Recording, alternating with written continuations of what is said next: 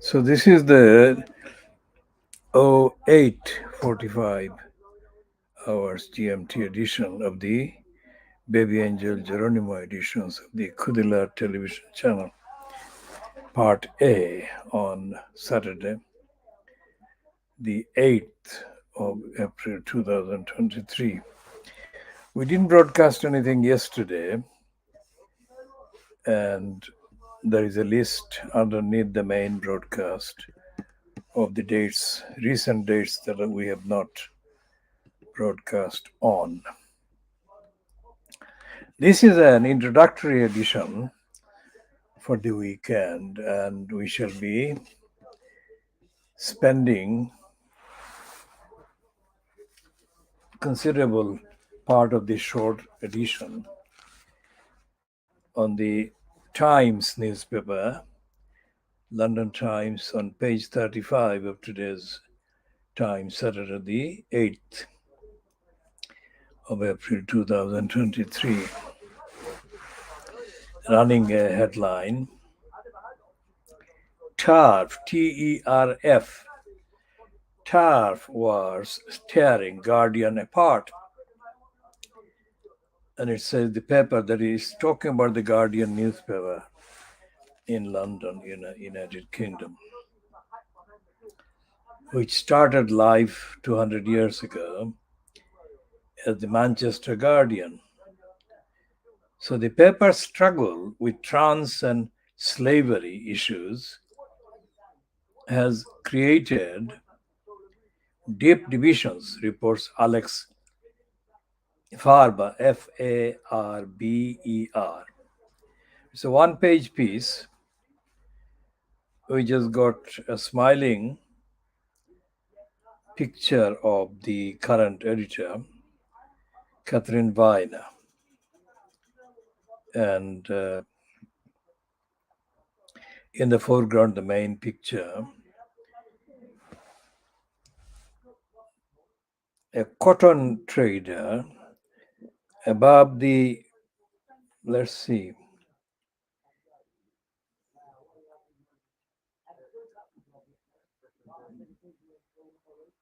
so the cotton field, and the picture is a black and white picture, of course, is not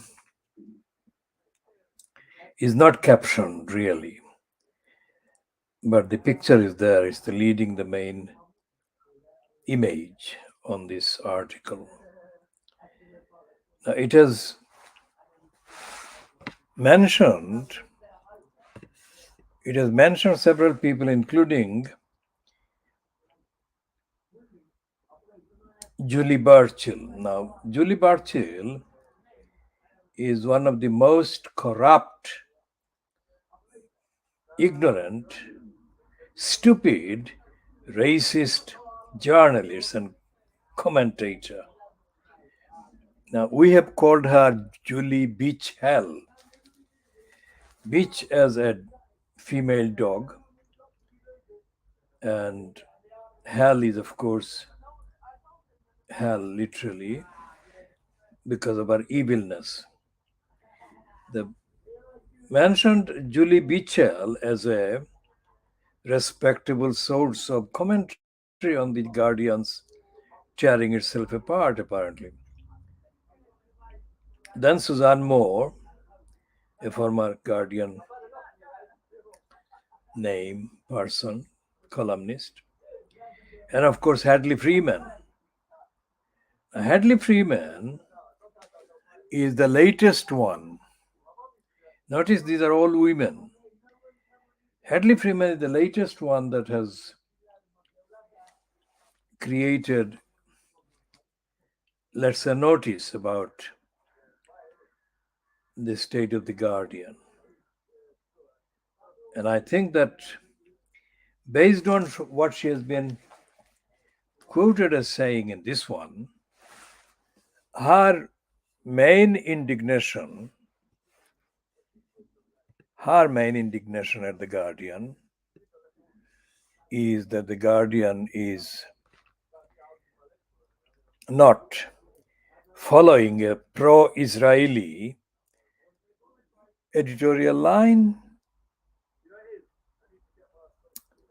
Now, that is not just about the Guardian's line on Israel, it is also about the point she made, that is Hadley Freeman, about the current controversy about the transgender issues. Now, transgender is, of course, to the bourgeois middle class white kind of professionals, transgender issue is the equivalent of a sacred thing. This same is not the case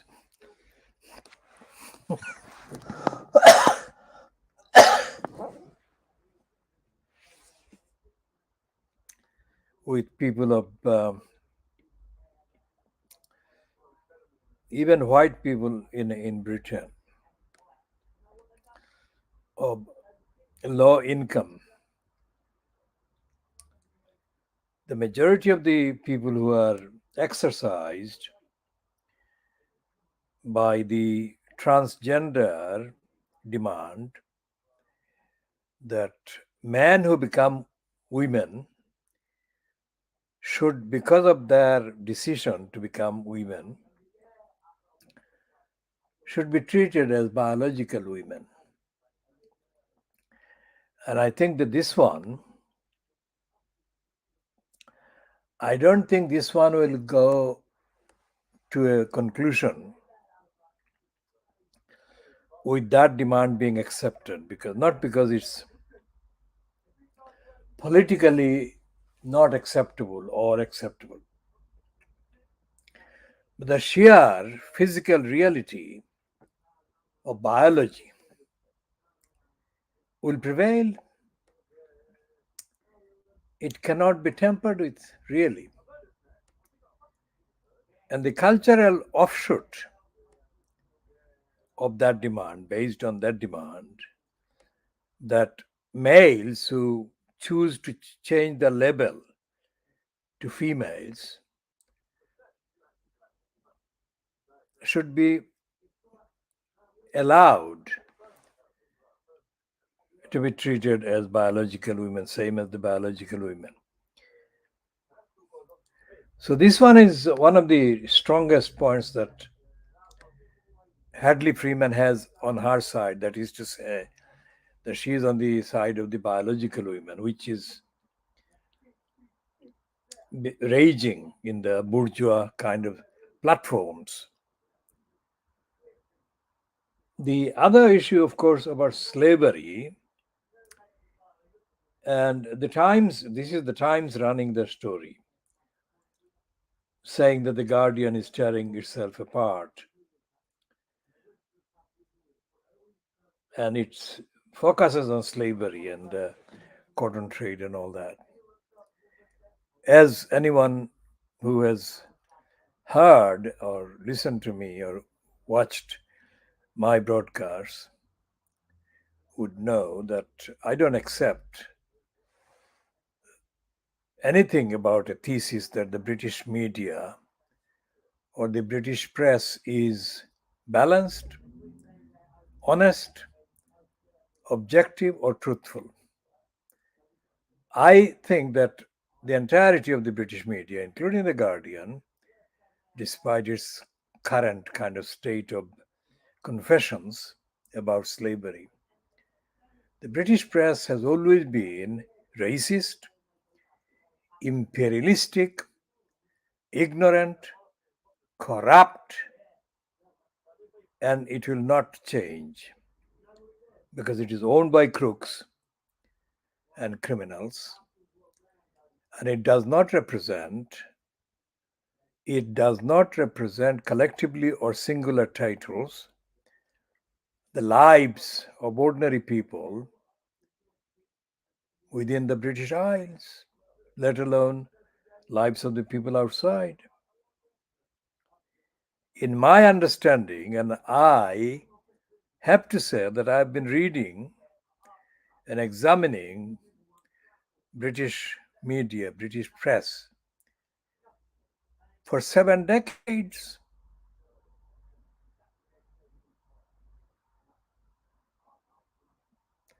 There is no evidence that any part of the British media, so called, reports about the 96% of the people that I am convinced it ignores and therefore misrepresents and therefore is in denial of, etc. According to the statement by Louise Casey in the review that has been published in her name, that is the Baroness Casey review of the Metropolitan Police in London, and I shall check that one so that I can get the quotation right.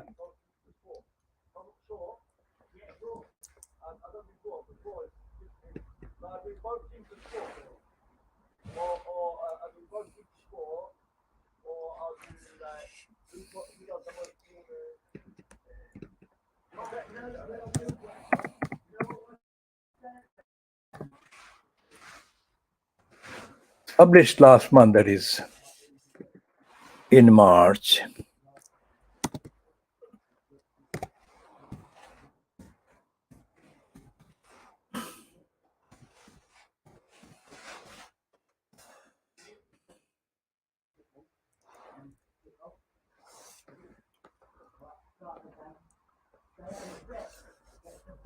Now,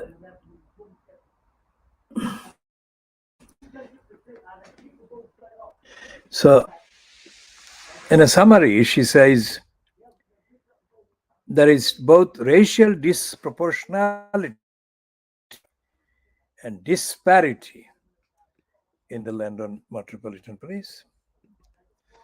So, for example, in 2021 to 2022, black police and staff were 81% more likely than their white counterparts.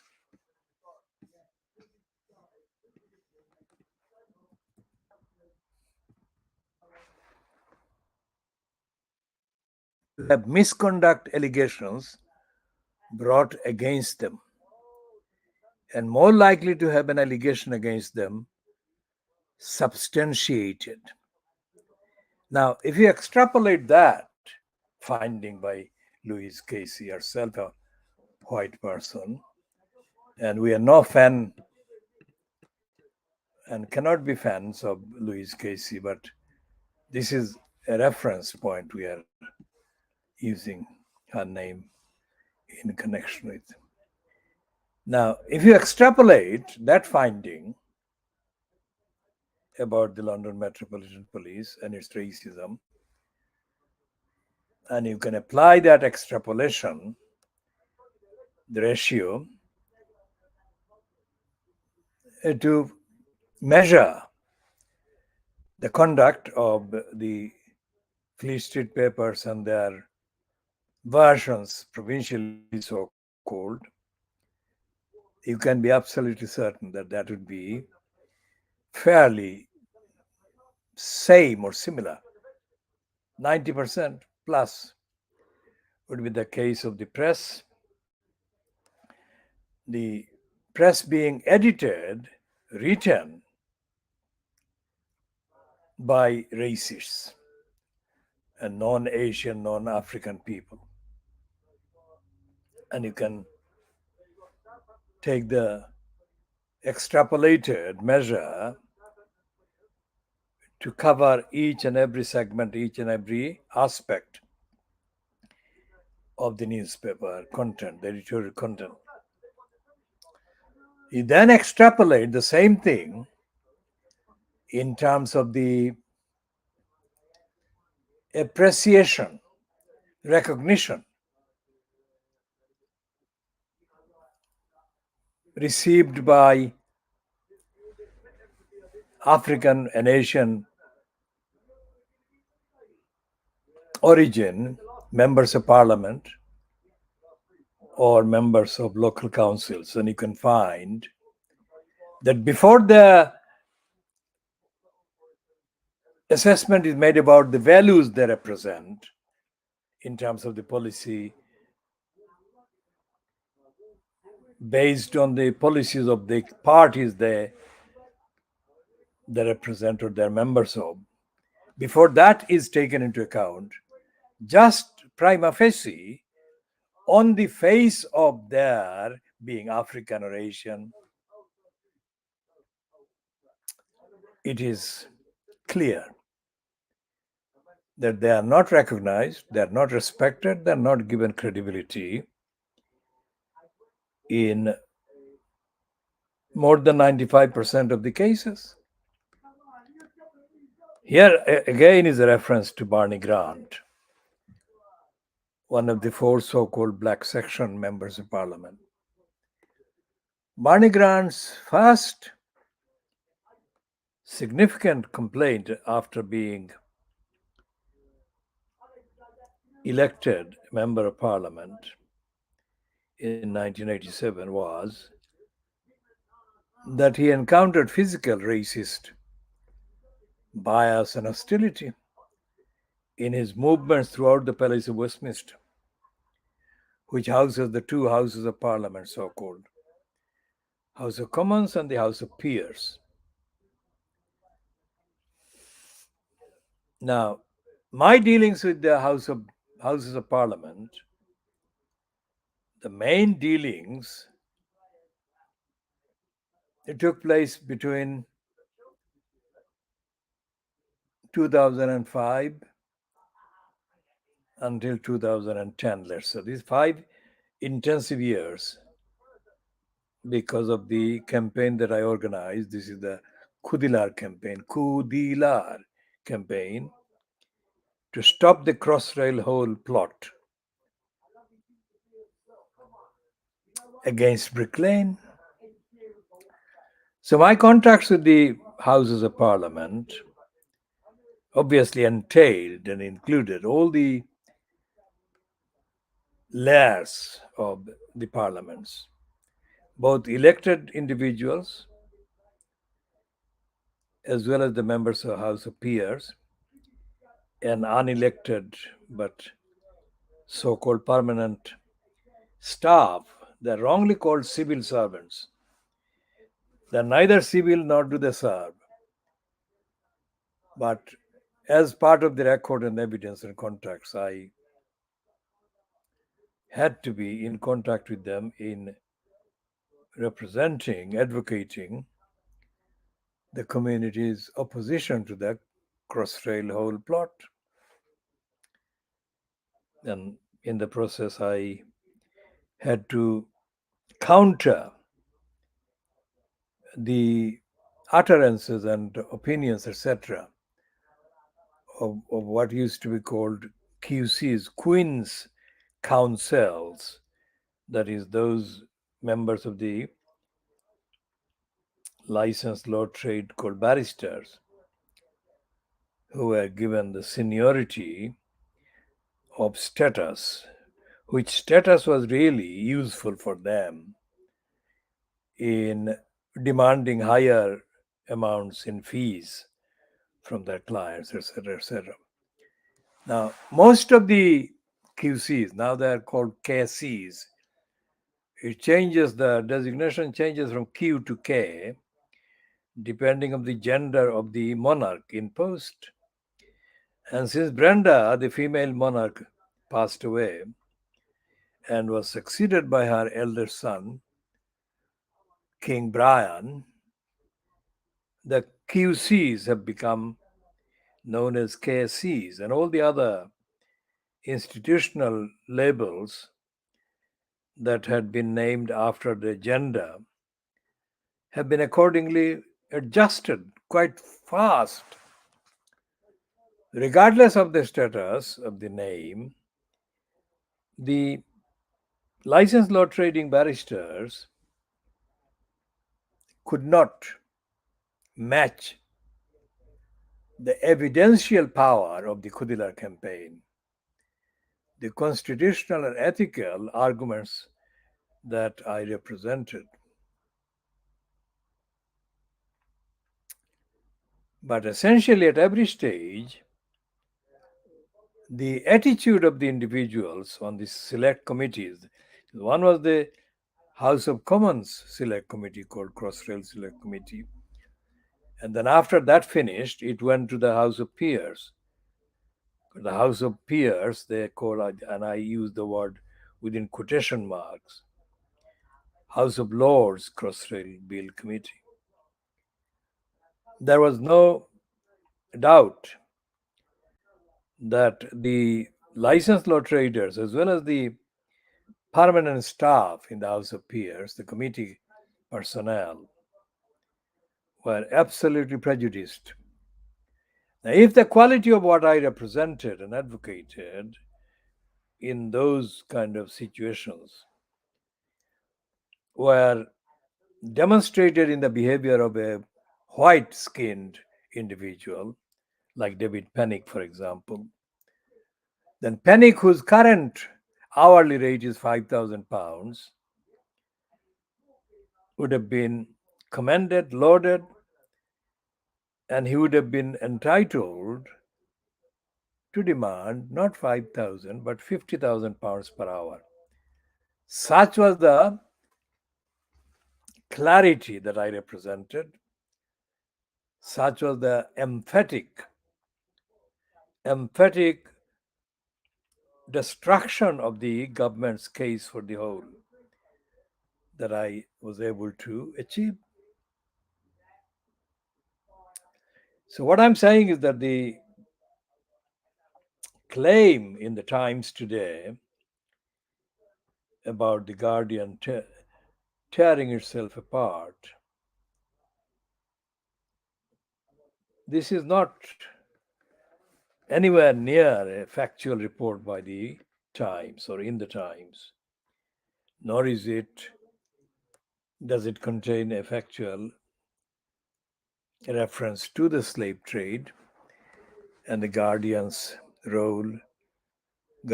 founder's role in slavery and the benefits, etc., etc. For example, let's take a wider look at the Times itself. Forget for the moment the aspect of slavery, which, when it is compared with the day to day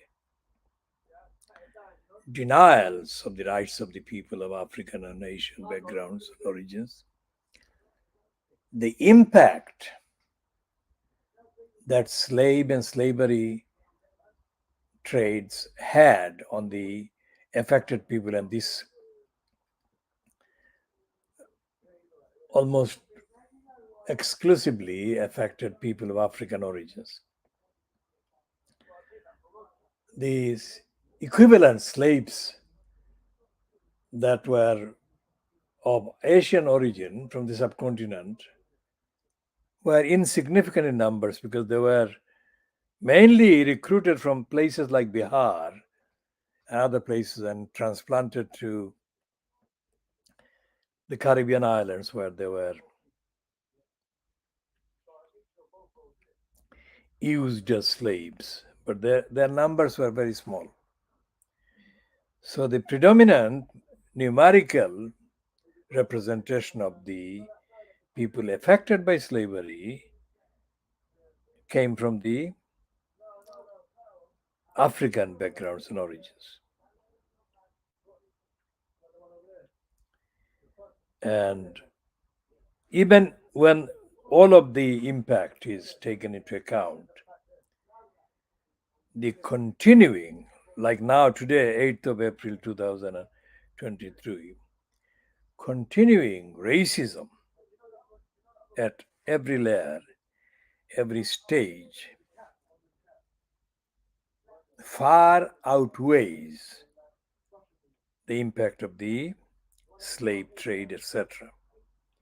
That is not to say that slave trade should not be thoroughly, rigorously examined and the reparations being made available as soon as possible. But racism is what is the main issue. Racist imperialism and racist discrimination, racist culture, racist prejudice, racist policies, racist bias.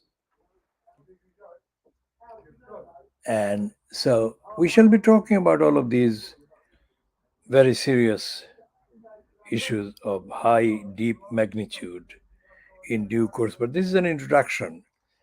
The introduction today is based on the item that, let's see if the camera can just about catch this one. This is the, well, this is the problem with this camera. That is the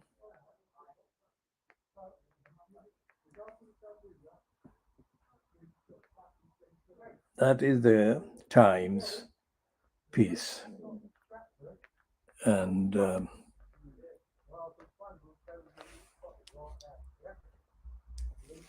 the big size actually is made up of two pictures. One is the founder of the Guardian on top, and the one below is Catherine Weiner, who is the current editor of the Guardian. Now, the Times is, of course, the newspaper, so-called quality newspaper, in the stable of the news group that owns the Rupert Murdoch's scum, that is Sun. And it is the Sun that actually generated billions of pounds for Rupert Murdoch, who was able then to use the money that he had been able to pocket from the zombified Sun readers to set up the American media empire, Fox News, and so on. So the Sun is part of the Western English language media's main operation perpetrating and perpetuating racism, imperialism, and hostility to Muslims. And neither the Sun nor the Times nor the Sun on Sunday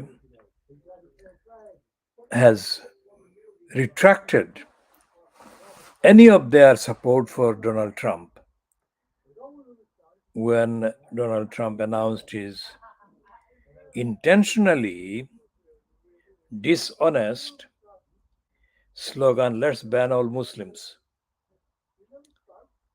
in 2015 to 2016. And looking at the Baby Angel Geronimo editions, we say that this is a witness. Baby Angel Geronimo is the witness to all the lies, all the racism, and all the evilness that has been going on. And we have not updated in the last few weeks in any length or at any length the situation with Boris Johnson, because the attacks that were plotted against Baby Angel Geronimo, the attacks were plotted by the criminal Sir Defra against Baby Angel Geronimo, were evil attacks. And every single one of the attackers, since the attacks were kind of culminated into a final rejection of the appeal by the human mom, baby angel Geronimo's human mom. The attacks and the attackers have been exposed in doing other things, but essentially the exposure has shown them, all of them, as being liars, as being criminals, as being immoral, as being unethical. So that's where the place of baby angel Geronimo as the Bena belongs, as the universal witness to the lies and lying of the liars. And it transcends the so-called difference between humans and non-humans. It transcends the geographical boundaries of countries within which or within whose borders various lies are being perpetrated against the innocent babies of all descriptions or all species of the so-called animal kingdom. So the plots that the DEFRA in the UK had hatched against baby angel Geronimo were given the kind of label of approval by the High Court, English High Court.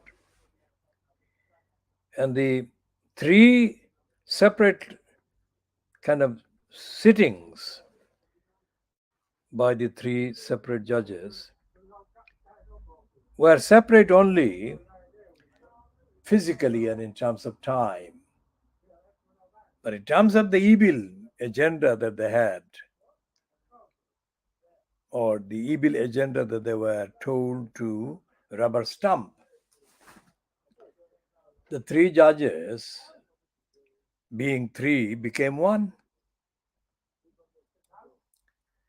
So baby angel Geronimo is not just the advocate for truthful evidence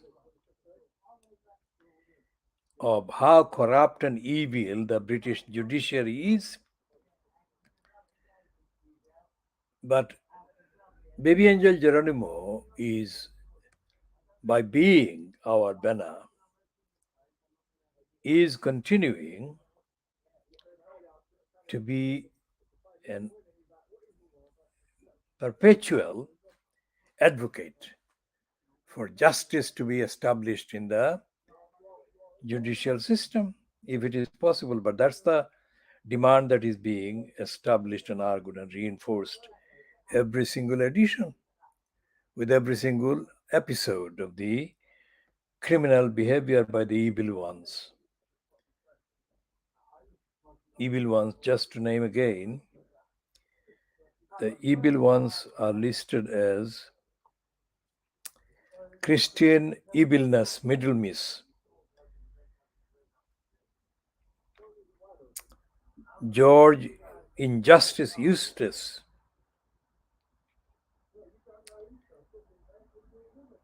Boris the liar, Johnson, the evil son of Nigel Lie's son, Dominic, and even the Guardian, which pretended to be, and according to the allegation of the kind of piece in the Times about the Guardian, what is the phrase that the idiot in the Times says about the Guardian? It says, let's check what the actual quotation is.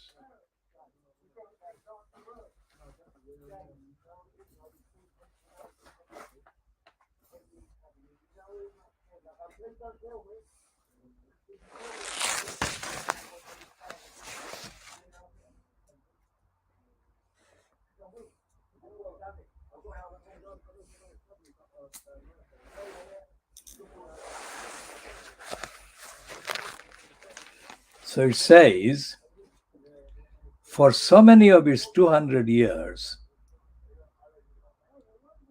it, meaning the Guardian, has portrayed itself as the voice of liberal Britain, a pulpit of high moral thinking and editorial freedom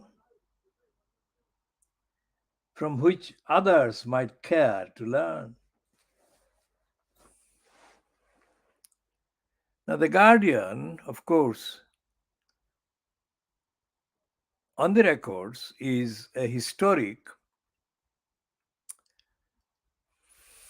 bearer of the lies of the state, local, and central.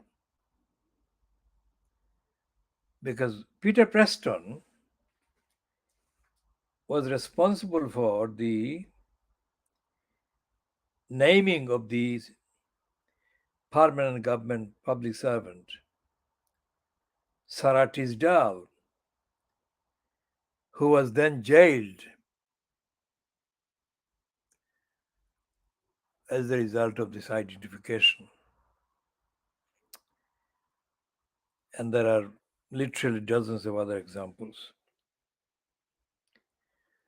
So the Guardian actually supported the complete and utter criminality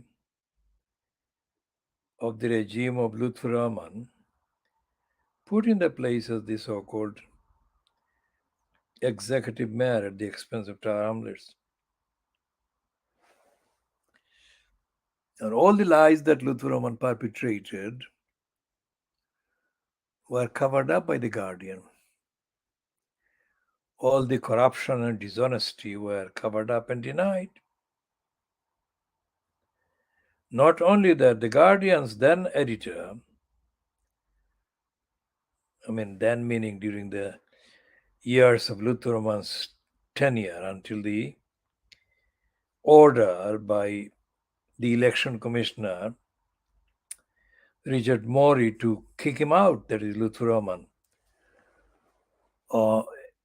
carried out on the 23rd of April 2015. It was Alan, we call him Rabbi Shah. Alan, the racist Rabbi Shah, had his wife, Lindsay McKee,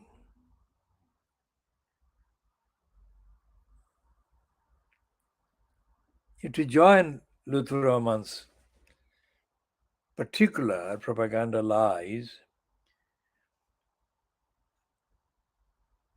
about a so-called poverty commission fronted by the lying criminal Fraser.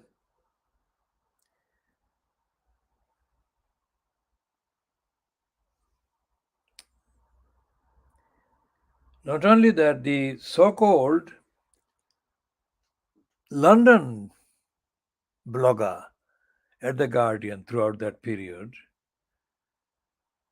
a most nauseating liar called Dave Hill, ran any number of excuses, giving the stamp of The Guardian's approval to the lying regime fronted by the lying crook, Lutfur Rahman.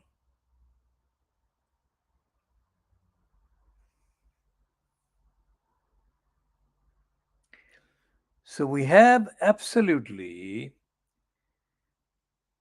unique platform here on the Khoodeelaar television channel that has been broadcasting world exclusive evidence and diagnostic reports and comments about the lying state of the British media, mainstream, the lying state of the British Parliament, mainstream, and the lying state of the British government, regardless of who fronts it or has fronted it. We shall be talking more about all of these issues in due course, of course, and I think we shall be doing that later today, Saturday, the 8th of April 2023, when we shall be talking about the weekend FT and its contents. So we are finishing this one at 40 minutes, 41 minutes, let's say, at 09:27 hours GMT on Saturday, 8th